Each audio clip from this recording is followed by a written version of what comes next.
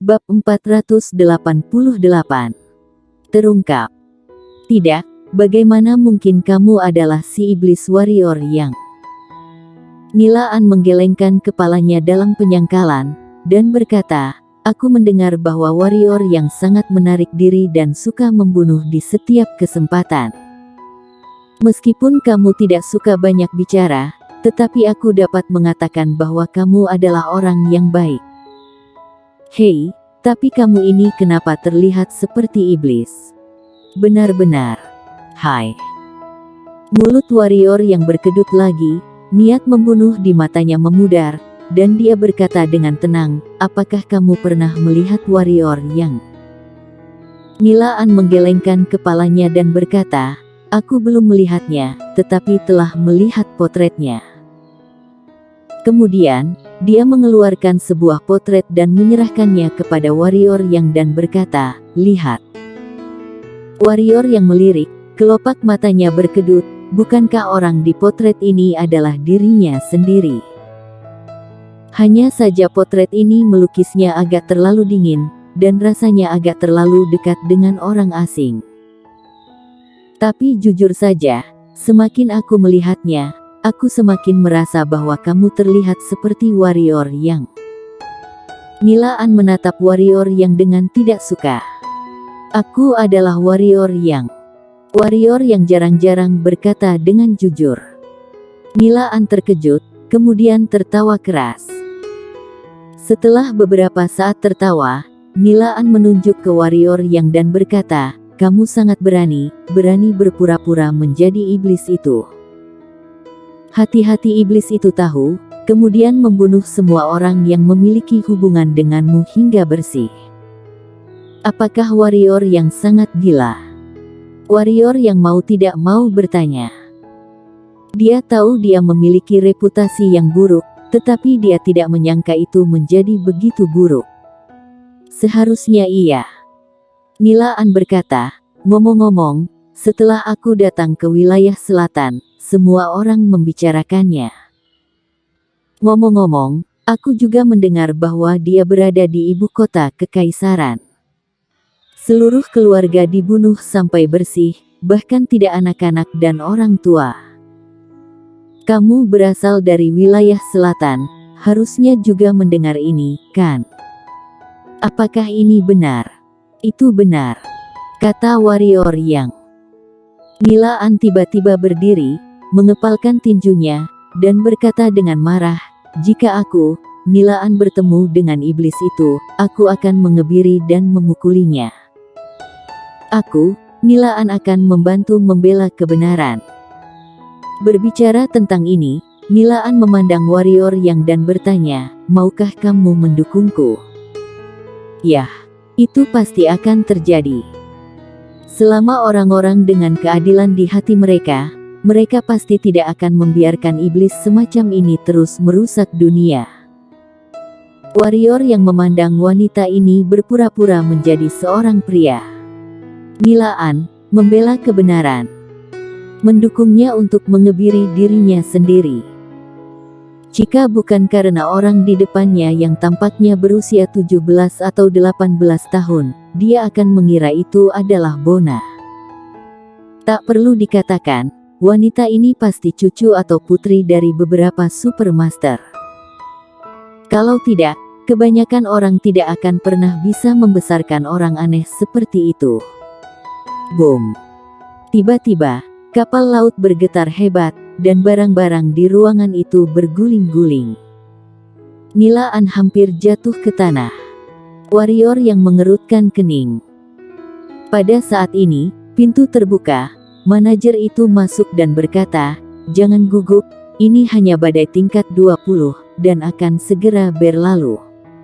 Boom! Baru saja manajer itu berbicara, tiba-tiba, seluruh kapal laut bergetar hebat lagi. Kali ini getarannya lebih parah dari yang sebelumnya dan itu membuat orang merasa bahwa kapal laut akan terbalik. Warrior yang mengerutkan kening lagi. Itu jelas bukan badai. Kapal ini telah diserang.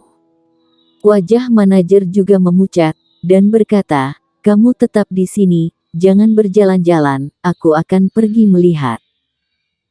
Warrior Yang dan Nilaan saling memandang, kemudian mereka berdua berjalan keluar dari gubuk pada saat yang sama. Di dek kapal laut, seorang wanita bertopeng dengan kerudung tipis dan seorang pria muda berdiri di atas kapal, mata mereka bermartabat. Di belakang mereka, berdiri puluhan penjaga, 4 di antaranya adalah master alam bangsawan, dan sisanya adalah master spiritual alam. Tetapi pada saat ini orang-orang ini terlihat sangat serius. Karena di depan kapal laut, ada ikan monster raksasa yang tidak lebih kecil dari kapal laut. Binatang laut yang terhormat, hiu terbang. Hiu terbang ini biasanya bergerak di laut dalam, bagaimana bisa muncul di sini? Tanya pemuda di sebelah wanita bertopeng itu dengan suara berat. Aku tidak mengerti. Aku pikir seseorang akan menjual barang-barang ini dari kamar dagang Yunhai kita. Wanita bertopeng itu berkata pelan. Bagaimana mungkin? Pemuda itu bertanya dengan bingung. Keluarga Yeku datang ke Laut Ribuan Iblis ini untuk berbisnis, sudah menyapa keluarga Ding dan sekte di sini. Bagaimana mungkin mereka menyerang kita? Mungkinkah ada orang lain yang ingin menyerang kita? Wanita bertopeng itu menggelengkan kepalanya, dan berkata, tidak peduli siapa itu, kita akan segera tahu. Paman Yun, binatang buas ini tolong diurusi. Jangan dibiarkan hidup. Aku ingin melihat siapa yang tidak tahu diri, berani menyerang kapal laut dari kamar dagang Yunhai. Apakah sudah bosan hidup? Hehe, tenang saja. Seorang lelaki tua di belakang wanita bertopeng itu bergerak dan muncul tepat di atas kepala hiu terbang. Ketika lelaki tua itu menggerakkan pergelangan tangannya, sebuah pedang panjang muncul di tangannya.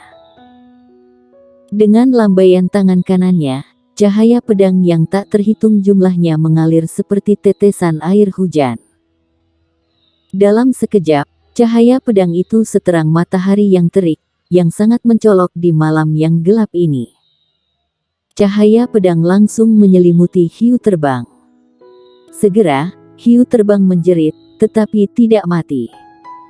Sebaliknya, seekor naga air sepanjang puluhan meter melesat dari mulut ke lelaki tua itu. Orang tua itu tidak berani gegabah. Dia mengepalkan tangannya ke naga air dan membantingnya dengan keras. Sebuah energi pedang sepanjang puluhan meter keluar dan mengenai naga air. Boom! Air laut di seluruh wilayah laut tiba-tiba mendidih, menimbulkan gelombang setinggi lebih dari 10 kaki, tetapi itu hanya membuat kapal laut sedikit bergetar. Ilmu pedang Paman Yun bertambah kuat lagi. Hehe, aku mendengar bahwa wilayah selatan ini ada kaisar pedang. Aku pikir jika Kaisar Pedang melihat ilmu pedang Paman Yun ini harus takut mengaku sebagai Kaisar Pedang, kan? Pemuda di samping wanita bertopeng itu tertawa. Wanita bertopeng itu melirik pemuda itu dengan ringan, dan berkata, aku tahu bahwa kamu tidak diyakinkan oleh Warrior Yang dan ingin bersaing dengannya. Aku juga mendukung ini, tapi tolong jangan gegabah. Bahkan Juno meninggal di tangannya. Apakah kamu pikir dia adalah orang yang kehilangan reputasinya?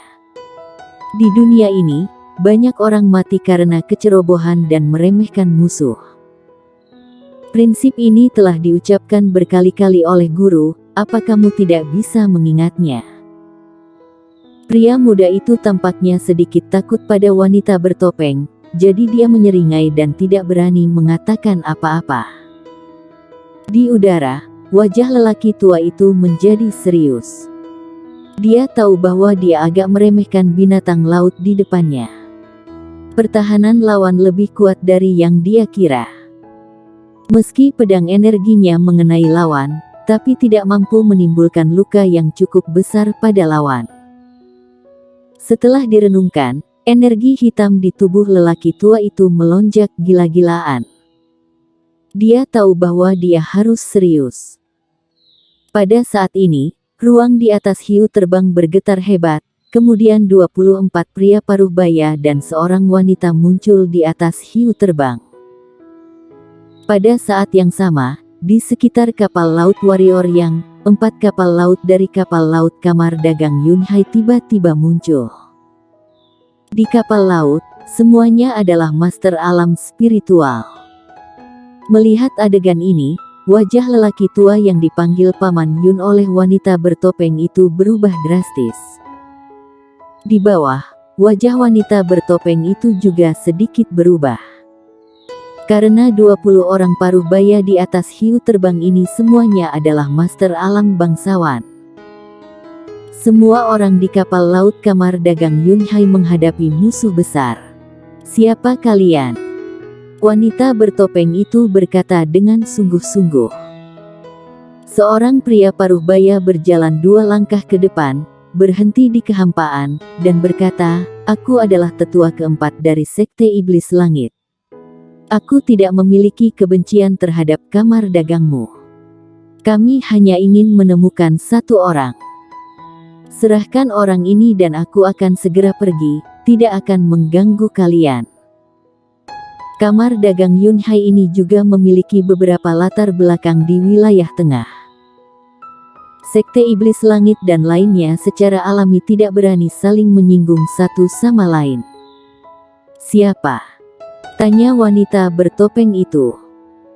Pria paruh baya itu tersenyum sedikit, lalu melirik kapal laut kamar dagang Yunhai, dan berkata, "Warrior Yang, jangan sembunyi lagi. Karena aku di sini, aku pasti mengenalmu. Di sini, bukan lagi lingkup pengaruh keluarga Ding, dan kamu tidak dapat dilindungi hari ini. Keluarlah dan mati saja.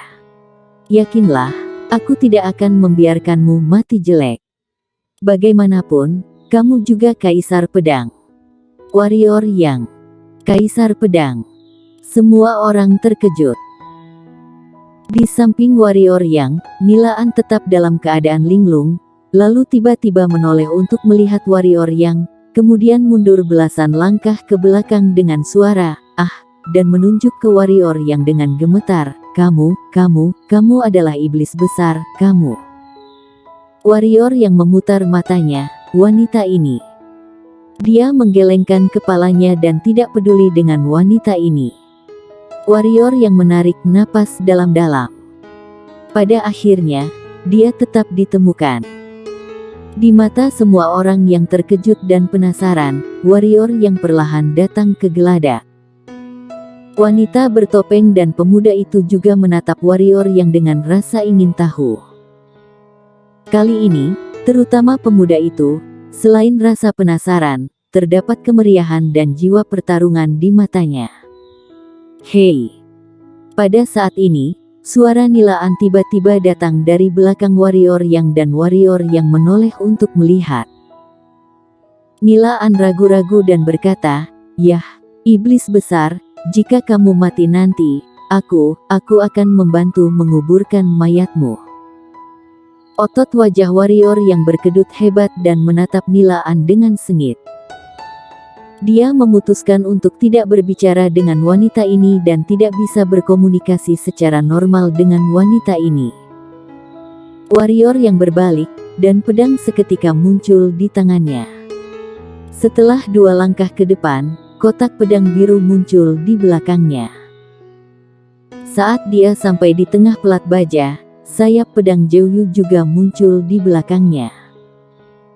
Ada desas-desus bahwa Warrior Yang memiliki benda spiritual langit dan bumi dan senjata Dao yang sangat kuat. Sepertinya dia benar-benar Kaisar Pedang. Di samping wanita bertopeng itu, suara pemuda itu sedikit bersemangat. "Haha, memang pantas menjadi Kaisar Pedang." Menghadapi begitu banyak master alam bangsawan, dia masih bisa bersikap acuh tak acuh dan tidak terburu-buru. Sungguh membuatku malu, loh. Dulu, saat aku seusiamu, menghadapi master alam bangsawan, aku bahkan tidak berani berbicara dengan keras. ucap pria paruh baya itu. 20 master alam bangsawan. Di mana ada 4 dari peringkat kelima alam bangsawan. Mengatakan bahwa Julian Luo benar-benar menganggapku hebat. Kata warrior yang. Apa daya. Meskipun kamu hanya alam spiritual, tetapi alam bangsawan biasa bukanlah lawanmu. Penguasa manusia mengirim begitu banyak dari kita untuk datang, jadi tentu saja, dia ingin membunuh dengan satu pukulan. Aku tidak ingin memberimu kesempatan apapun.